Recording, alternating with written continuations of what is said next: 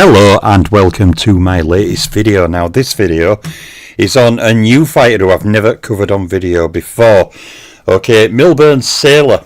Okay, a fighter I've mentioned, his name will have cropped up on other fighters' main opponent breakdowns.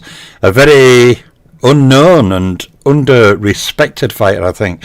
Milburn Saylor didn't fight the largest number of fights against champions, Hall of Famers and pound-for-pounders, but one thing he did do, he fought not only a number of those fighters who qualify into that category, okay, but he also fought an enormous amount of very tough or very experienced contenders who themselves also were capable of defeating some great Hall of Fame fighters of their time. So this will be a name that people are not as familiar with. Okay, big shout out to Clash Royale Pro 698 and Random Acoustic Thoughts in the chat. Big shout out to both of you. So let us go into this fighter who, again, will be most likely unknown by most. Big shout out to Martin Dunstan as well. Martin, I mentioned Milburn Saylor. He's come up a few times on opponent breakdowns. Here he is. Okay, his career breakdown. Let's start with his main opponents. So Milburn Saylor, okay, starts out on his main opponent breakdown with a trilogy against the Jack Britain.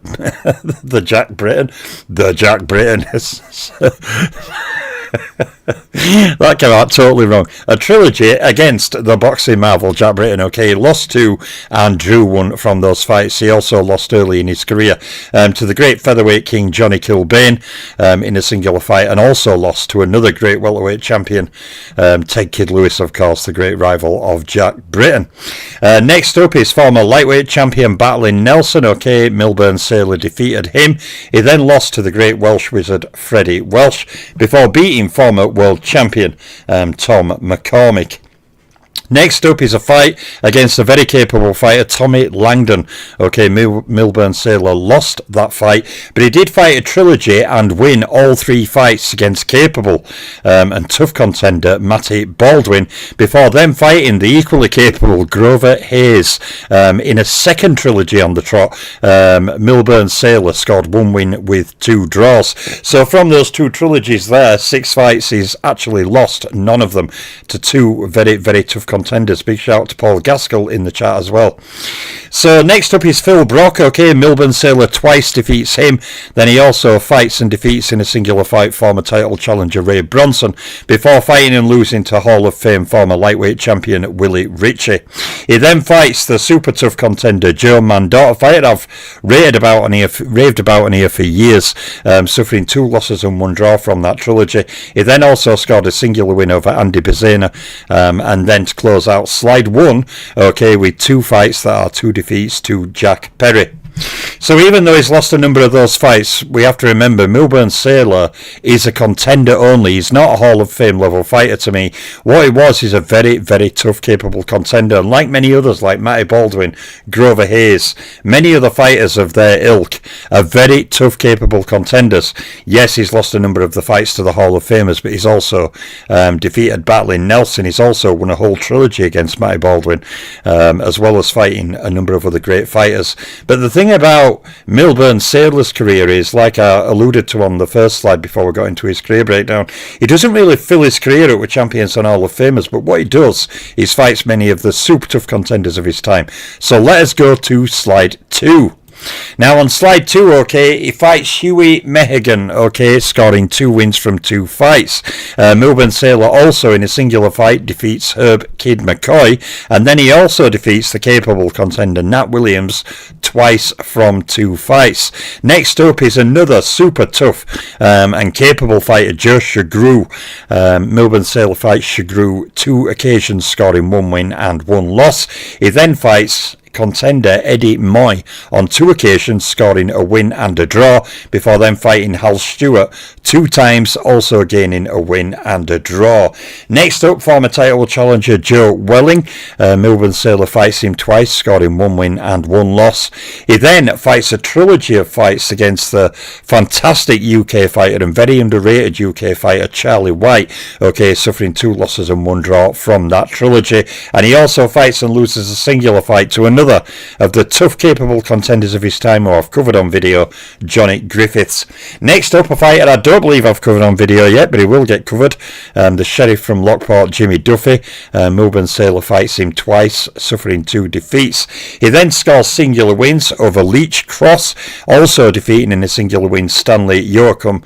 Before then, also defeating the capable contender Philadelphia Palmore, also in a singular fight. Next up is tough contender Everhammer. Milburn Saylor loses a singular fight to Everhammer, but then he closes out slide 2 by scoring a win over the very capable and a fighter who beat multiple Hall of Fames himself with a massive career, well over 200 fights. That is Young Earn, whom Milburn Saylor defeated.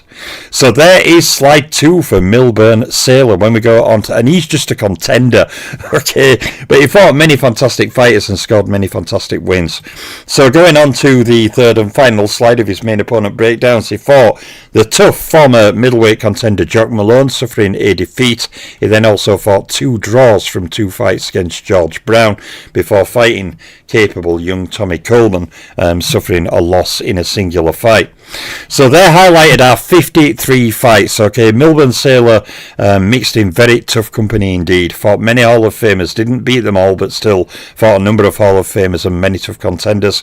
And you know, I've always said and alluded to the fact that fighters like Grover Hayes and Charlie White and Joe Mandor and Joe Shagru, all these fighters in an alphabet era would more than likely be alphabet champions. Okay, the fact that there were not as many champions, and the fact that many of those fighters fought at lightweight, you know, when Freddie Welsh and Benny Leonard were ruling division, or fought at welterweight when Britain and Ted Kid Lewis were ruling the division, or fought at featherweight when Kilbane were ruling division, you know, that limited their chances of winning world titles. But many of those fighters I highlighted there on that breakdown could and probably would have been alphabet champions had there been this system we have now in that time. So we can't underrate fully the level of opposition that Milburn Saylor fought. I always love talking about new fighters I've not done videos on before. I enjoyed doing the Johnny Griffiths video. I'd not covered him on video before. Milburn Saylor's another one, and there will be many more.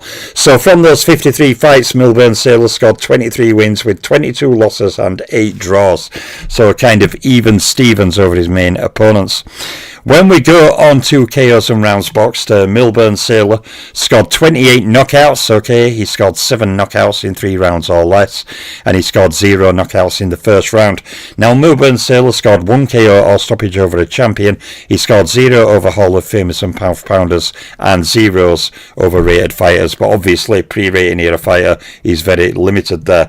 Clash Royale Pro 698 said, "Are you going to do Joe Louis soon, BL?" I wasn't planning on doing him soon, but if you want me to do Joe Louis's video over next week, just say so and I'll get it ready and do it. It's not a problem. I normally don't do requests, but Joe Louis is a great fighter, so you know, I'll bend on that one. If you want me to do Joe Louis, just say yeah, do it, and I'll do it this week. No problem. So Milburn Saylor fought 1,285 career rounds. He fought no title fight rounds, and Milburn Saylor fought a total of only 81 rounds against champions, 71 rounds against Hall of Famers, and 71 rounds against pound for pounders. Milburn Saylor only fought I Would Love a Lewis one. Then I will do it. Okay, I'll do it tomorrow or day after. I'll do Joe Louis's. He's not in the era I'm covering, but I'll chuck him in. I'll do him as a one-off, like I did Sugar Ray Robinson. So he fought 10 rounds against top 10 rated fighters, 0 rounds against top 3 rated fighters, and 0 rounds against ring champions. Now going on to Milburn Saylor against champions. He had 9 fights against champions with a losing record of 2 wins, 6 loss, 1 draw. Although really having a losing record to Jack Britton, Ted Kid Lewis, Freddie Welsh, fighters like that is not really an embarrassment. He defeated 2 individual champions. They were battling Nelson and Tom McCormick, and he scored knockout or stoppage over 1 champion. That was Tom McCormick. But at least Lewis's video will have full rating information for his career, unlike many fighters I'm covering now. So going on to the slide against Hall of Famers, Milburn Saylor had 8 fights against Hall of Fame fighters with 1 win, 6 loss and 1 draw. He defeated one individual Hall of Famer, that was the durable Dane battling Nelson, and he scored 0 knockouts against Hall of Famers.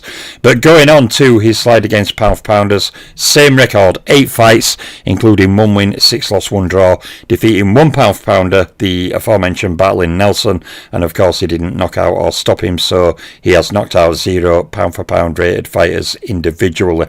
And going on to rated opponents, Milburn Saylor only had 1 fight against top 10 rated fighter, obviously severely limited due to the period he fought. It was a defeat. He's had no fights against top 3 rated fighters and 0 fights against ring champions. And Milburn Saylor thus defeated no rated fighters and scored knockouts over 0 rated fighters. Obviously, had he had full ratings for his career, he would have had dozens of fights against rated fighters. Dozens. Okay, just to put a point on it. So going on to title fight record, another thing Milburn Saylor did that many fighters in his era did, many fighters from this era, the colour line was in force and was a thing. Some people even today denounce the colour line as a factor, but it was a factor, and a foul factor at that. Many white fighters didn't get title shots either for one reason or another, sometimes because they were too dangerous, other times because they just weren't in the right place at the right time. Title fights in this time, if a guy lived on East Coast at United States and champion was in UK, unless that guy could get to UK, he could never challenge him for title unless that guy were coming to the States.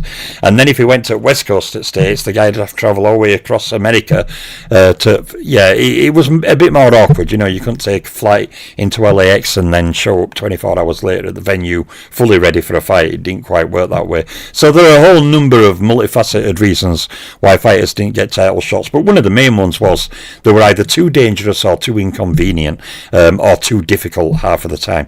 So Milburn Saylor had no title fights. He had no win, no loss, no draw, no defences and no title fight KOs, scored no wins against rated opponents in title fights, and of course 0 wins against champions, Hall of Famers and Pound for Pounders.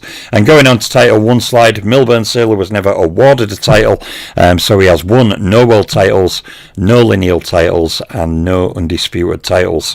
One thing Milburn Saylor did, having over 50 major fights there, fighting many, from the Hall of Famers, Willie Ritchie and Britain and Ted Kid Lewis and battling Nelson, to champion Tom McCormick, to all those other fights, Charlie White, Shagru, Mandort, Leach, Cross, Grover Hayes. The number of tough fighters he fought is quite staggering, and I'm always very proud to do new fighters I've never covered before, and fighters who you never hear about on YouTube. Milburn Saylor, Leach, Cross, Johnny Griffiths, Grover Hayes, all of these fighters are from the same category. Very, very tough, capable contenders who on their day could beat Hall of Fame level fighters or could compete to a very high level, but just never scored enough of those big wins to become all-time great or Hall of Fame caliber. Many of them are also hurt by the fact they never got title shots, but that's just the way it is. Like I say, every career is what it is, not what we wish it to be. So I will leave it there. Very proud to have finally covered Milburn Saylor, and I will be covering many other fighters who I've not covered before, and hopefully there'll be some surprises along the way, but these playlists are going to be enormous and filled with way more videos than I did last time.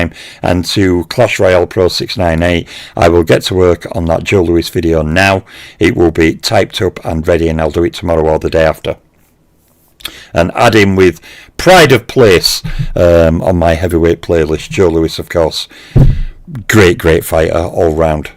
To coin Joe Louis, I'll say what a writer said. He's a credit to his race, the human race. Joe Louis is just a legend in boxing to me.